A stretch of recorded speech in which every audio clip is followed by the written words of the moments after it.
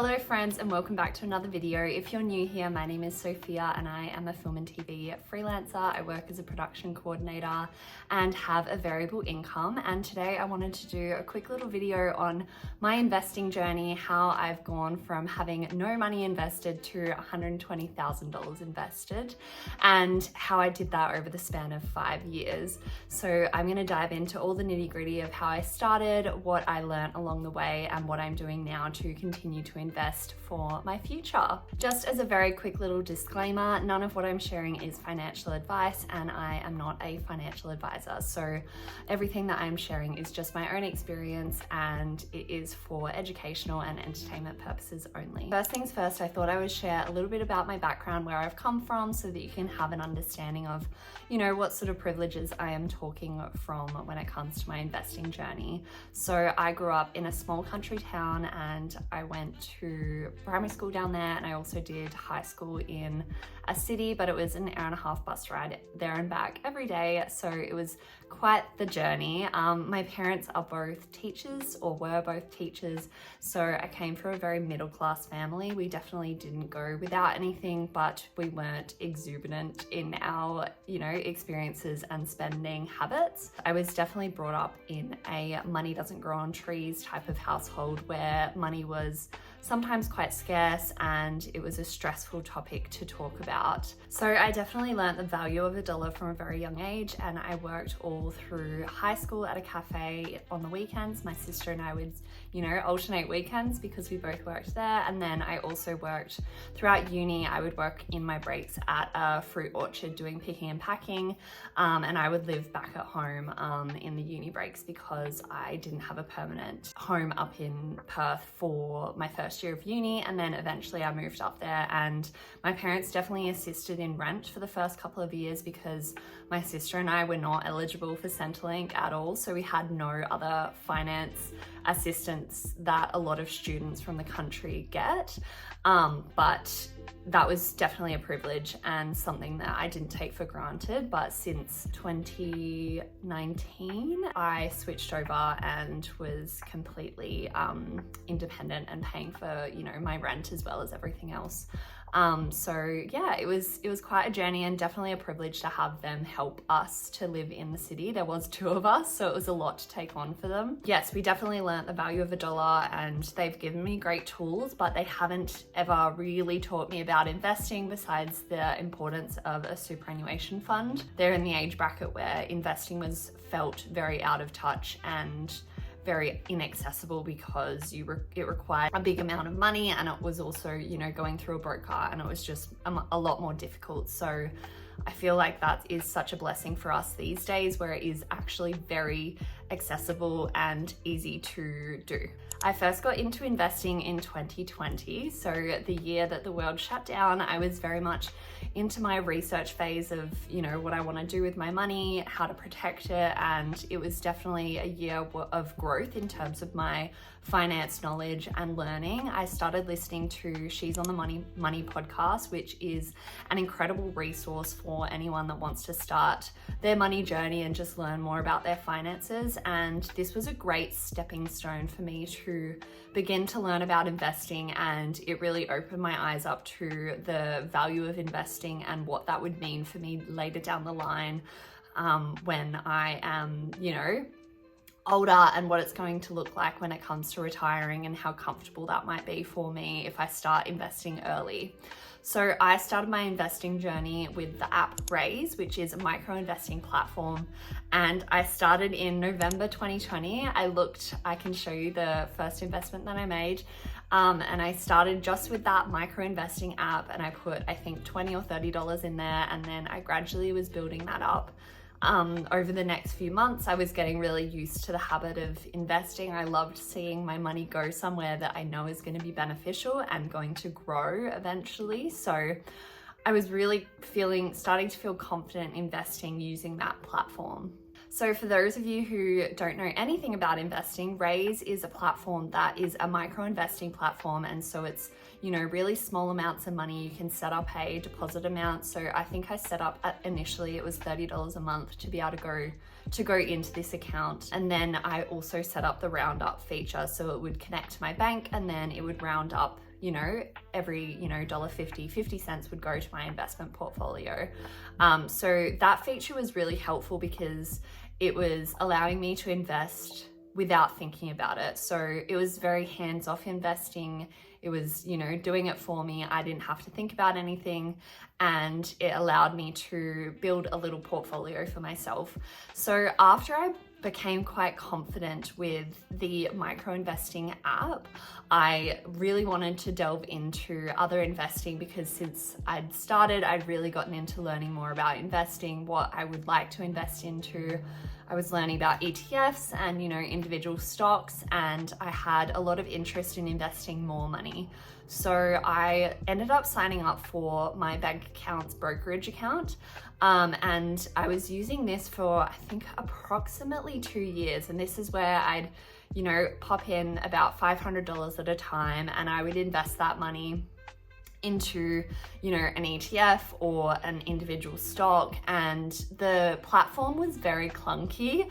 It was very old, and it just didn't have the kind of interface that I was used to as, a Gen Z millennial person. I really want it on an app. I want it to look really seamless. And this was just not it. It was also costing me $18.95 per transaction.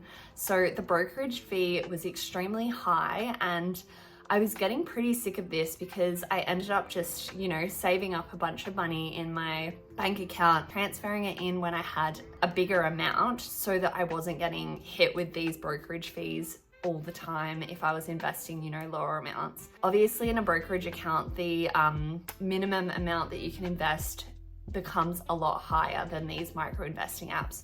So it definitely felt like a big step to make and to begin this journey. But I was, after 2 years using this platform, I was getting pretty sick of the fees, and I decided to move all of my investments into Superhero, which is my current investing platform. And I absolutely love Superhero. I will link my referral down below because it is an incredible platform. It is very user-friendly. It is a much nicer interface than the one I was initially using. It's got an app, and it's, the brokerage fee was, I think at the time when I switched, it was $0. So now it's $2, I believe, which is, nothing in comparison to the $18, $19 that I was paying before. So I was saving a lot of money using this platform, and I was able to transfer all of my shares over to this account. Now, this was pretty scary for me to do because I was honestly just really nervous about the process. I wasn't sure how much I trusted that it was all gonna go across seamlessly, and I was worried that I was gonna lose investments, but it all went fine. I was able to transfer it across. That was the big switch that I made, and I think I made that switch in 2023. I want to say that I made that switch over to the Superhero account. Investing has definitely become a habit, and it was a habit that I had to build up because it was rewiring my brain into thinking, I'm not spending that money, I'm putting it towards my future. So it definitely took me a while to switch the mindset of, that's money gone, that's money lost, into that's money that I'm going to be able to spend later in life, and it is going to, benefit me so much to invest it right now rather than waiting until I'm older to worry about investing. So it's taken me quite a few years to really just build that muscle and become, second nature with my investing habits. But now investing to me is kind of the first thing I think about when I get paid. It is one of the highest priorities that I have when it comes to, divvying up my income and where it goes. And I have gradually, over the years built my investing threshold, I guess you would say, per month. It is now up around to 2,000 plus per month that I am happy to set aside into my investment portfolio. So it is also something that has come with my growing income. So over the years, I have gradually built up my income because I have gone from being just a runner, a full freelancer, not doing big gigs, to now I'm currently working on, feature films, TV series as a production coordinator, which pays quite well.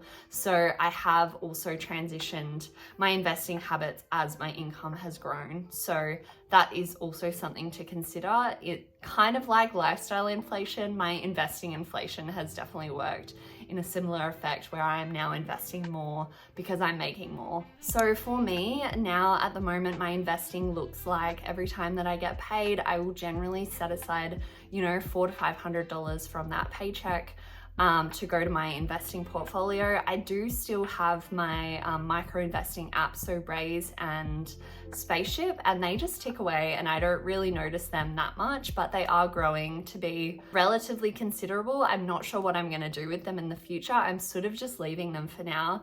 And actually something that I discovered on the Raiz app is that there is a little section in there where you can set up a investment account for future children. So I've actually set up one called Future Child, you know, because I do plan to have kids in the future. I'm not sure when, but sometime down the track. And I have set up to put in $20 a month into that account for whoever, you know, my future child is. So when they get to 18, I can tell them about this account, I can switch it into their name, and then they can be fully in control of their investing journey themselves. And hopefully by then, you know, because time is in their favor, it would have grown to be a considerable amount by then. So that is definitely really exciting and something that I have really loved that they've added to that app, because it just makes, you know, preparing for the future for children so much easier and so much less stressful to think about, because now I know I'm putting in, you know, $20 now, which is gonna compound exponentially by the time that they retire if they were to just keep this account until they're in their, you know, 50s or 60s. So that's kind of crazy. And I think it's like the secret to generational wealth is thinking about these things now and just having that ticking away. Something that's very exciting is I actually have been tracking my net worth since 2023. So the start of 2023, I started tracking my net worth, and I can see on my net worth spreadsheet, which I've just got on my laptop here, that in January 2023, I had just under 15,000 invested in that investment account with my original bank, you know, management. And I had 1,560 invested in my superhero account. And when I look at this today, I have about almost $80,000 in my superhero account and about 10,000 in between my Raiz and my Spaceship account. And then I also have my superannuation, which is about 33,000. So all of these have grown quite considerably over the past 2.5 years that I've been investing just in those accounts. And you can see that I started off really small. I didn't set myself like great expectations to be investing, you know, hundreds of dollars a month. I really started tiny and have gradually built up as I've been flexing my muscles in terms of what I'm comfortable with investing in. And I have learnt a lot along the way. My key takeaways of investing over the past 5 years is to start small. I think, you know, starting with a micro investment platform is going to be super beneficial for flexing that muscle, becoming used to investing, becoming used to, you know, seeing how the market fluctuates, because not every day you're going to check your account and it's going to be up. Sometimes it'll be down considerably. You know, at the start of the year, I logged into my investment account and it was down by thousands. So it's just something that you become quite immune to. And I think becoming used to seeing the market fluctuate and not letting that emotionally affect you is paramount to becoming a good investor. And so that is definitely something that I have come to learn over the years. And I see a market downturn as an opportunity. It is, to me, it's stocks on sale. So I end up putting more money into the market. So that's just how I approach it. And it's how I've, you know, trained my brain to think differently about the stock market. And it's not, I'm never losing money, because you will only lose money if you sell and crystallize that loss. So that is the biggest thing that I have learned over the years. And I've also learned the power of dollar cost averaging and not timing the market. So it's definitely time in the market over timing the market. So I've started investing, you know, when I was 23 at this point was the, you know, the start of my investing journey. And to think that my investments are now going to compound from 23 to, when I'm 60, that is a huge amount of time for my investments to grow naturally. It's 37 years, I guess, until I'm 60, and that is an incredible benefit to my future because I started thinking about this early, which is such a blessing, and I really don't ever not see the benefit and the value in me learning about this early and the privilege that I have of discovering investing at such a young age. I really started to build my investments with ETFs. So ETFs essentially are a big basket of companies. So rather than investing in just one company, you're investing in a multitude of companies. So take, for example, the S&P 500. So that tracks the top 500 companies of the US, of Australia, whichever market it is tracking, and you're investing into that multitude of companies. Rather than just putting all your eggs in one basket, say you invest in one stock and it does really poorly, you have lost your money essentially in that stock. Whereas if you've invested in a basket of stocks that have, 500 different companies, if one of them doesn't do well, it isn't going to heavily impact your investments because you are spread across 500 different companies. So ETFs have definitely been my safest investment strategy that I've been choosing over the past few years. I've definitely leaned further away from individual stocks because they were an interest of mine. I think initially you get excited, you want to invest in, little stocks that you see here and there, companies that sound really good, that are trending, I guess. But I think what I've learned is I value the safety of investing in terms of knowing that there's going to be a return over the next 30 years, I guess. And for me, that means investing in ETFs because they are more likely to give a return over the next couple of decades. So they'll always say the best time to start investing was yesterday, but the next best time to start investing is today. So if you do not have a penny to your name in terms of investments besides maybe your superannuation, today is a great day to start. It doesn't actually, matter if you're starting with $20 because that $20 is still going to grow by the time you retire. So I think it's definitely worth considering. Obviously, take a look at your finances in a broader picture if you want to speak to someone professional and get some professional advice about what you should be doing. If you need to, tackle debt first, don't feel pressure to just invest because everyone else is doing it. But if you can start with just the smallest amount, it will compound and it will make a difference later in life. Approach it with humility. Don't see that I'm investing $2,000 a month, but it has taken me 5 years to reach this point where I'm really happy with investing that amount. So everyone's journey is different, and I think it is a financial step that is worth taking if you have the means to do so. So definitely something worth looking into. I would recommend the micro investing apps. I will leave my referral links below because I think you get some, free investments with that. And it is genuinely such a easy way to start, and it makes it very manageable and tangible to see the difference over time without, putting lots of your money into the market and just hoping for the best. I would definitely recommend educating yourself using, tools such as podcasts, books, things online that can help assist in, building that wealth of knowledge when it comes to investing. Investing is actually not that hard. I feel like the finance bros make it seem like this really difficult thing and they want you to pay them lots of money to, figure it out for you, but it is not hard. It is, if you can online shop, you can invest.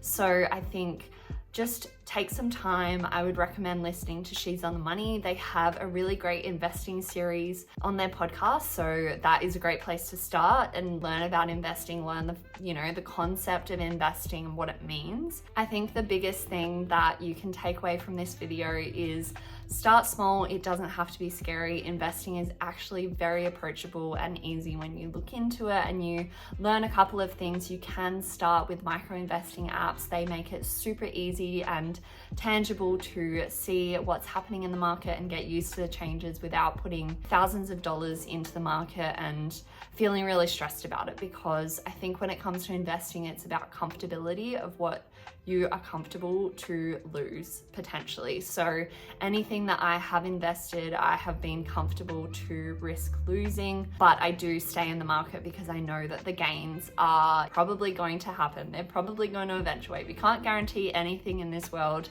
but I feel pretty comfortable with my investments and where they're going to lead me when it comes to retiring early, because essentially it is my goal to be able to have the option to retire when I'm in my 40s rather than waiting until my 60s to retire. So if you enjoyed this video, please like and let me know in the comments if you are on your investing journey, where you are in your investing journey, how long you've been investing for, any sort of tidbits of information that you've learnt along the way. I'm sure will be really helpful for other people who are starting this journey. Please subscribe if you enjoyed this video. I plan to make a lot more like this about my investing journey and how I got my portfolio from nothing to 120,000 and hopefully to, you know, $1 million one day. So we will get to watch this grow over the years. So please stick around to see that journey. So thank you so much for watching, and I hope you have a great week whenever you're watching this. Bye.